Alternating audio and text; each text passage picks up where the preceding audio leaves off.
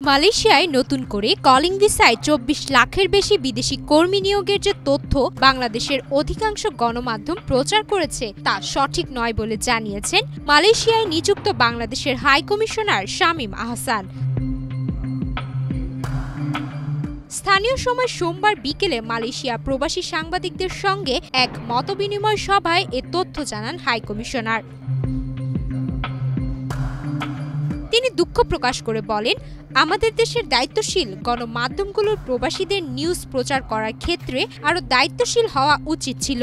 ভুল তথ্য প্রচার হওয়ায় অনেক সময় আমাদের স্বার্থ সংশ্লিষ্ট ব্যাপারগুলো বাধার সম্মুখীন হয়। দূতাবাসকে তাদের মন্ত্রণালয়গুলোর নানান প্রশ্নের মুখোমুখি হতে হয়।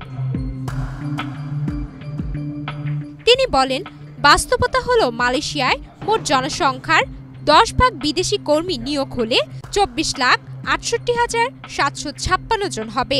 এই বিষয়ে নতুন করে ২৫ সালের মধ্যে ২ লাখের কিছু বেশি কর্মীর কোটা অনুমোদন দিয়েছে মালয়েশিয়ার সরকার।